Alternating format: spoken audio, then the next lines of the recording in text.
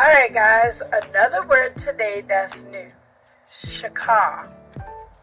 That means like worship, bow down, prostrate before God, humbly beseech, reverence.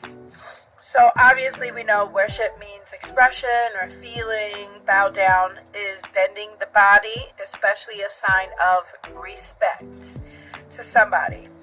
Prostrate before God means face on the ground. That's a deep humility. Humbly beseech is ask or plead in a humble way. Reverence means like a deep respect for someone or something. An example in First Chronicles 16, right? That's talking about David and worship. David wound up pretty much putting like priests and people in charge of like different instruments, right? And what they're supposed to do. That's like a manager telling their employees the position they're supposed to be in and what you're supposed to do.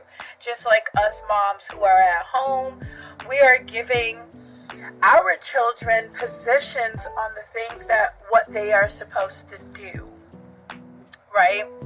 David obviously uses it as a form of worship.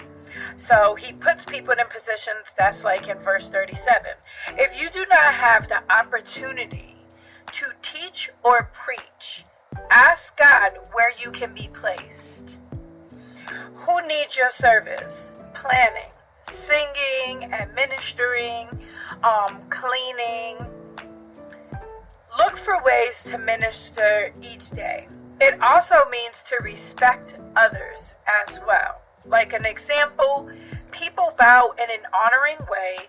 They also bring gifts as well. Are you honoring God and those around you? In Genesis 18:2 is a form of bowing. Abraham was eager to show hospitality to the three visitors, right? As was Lot as well. In those days, a person's reputation was largely connected to his hospitality, sharing your home and food.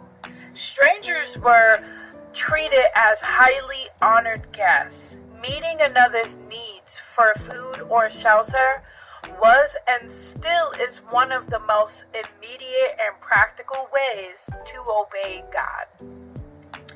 It is also a time-honored relationship builder.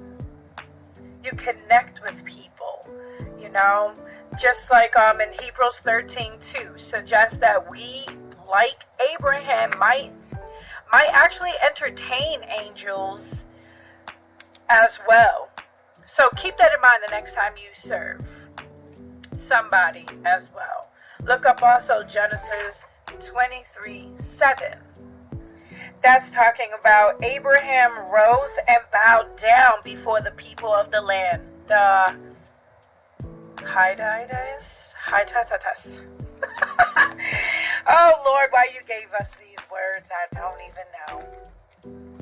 Hittites. Just like in Genesis 22:5 talks about him, Abraham is going to bring his son up that mountain. Mount something. Mount Moriah. And worship. Shachah with his son up in the mountain with God. So it's like you have to ask yourself. I know for so many years, my culture, my background, who I am, I like to invite people. I like to share my home, my food. I like to serve and cook, even though it's like tiring. For so many years, I have offered a lot of hospitality, and you would think people would take it. To be honest, some did, but you would be surprised how many no's I have gotten. Like, I tried to share my home with so many people to give them like help or whatever for years, and it's like it's been no. So it's like, don't be discouraged. I remember when one person, let's just say out of 50 people, only one said yes.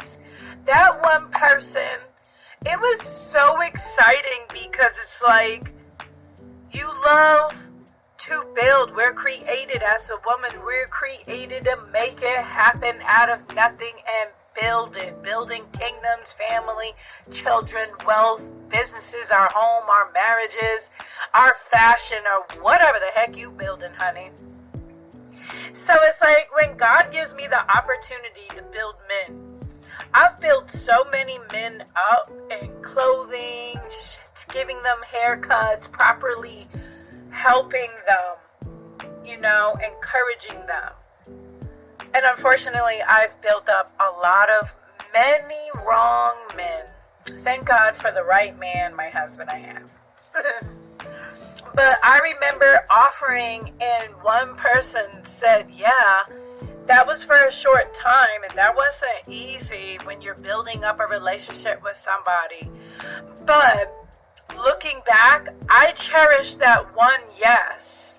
You know what I mean? It's like when you decline and it's like, I feel like you're rebuking me. I've cried. I even cried before this when I was meditating and studying and writing. It was like, Lord, why are you making me cry?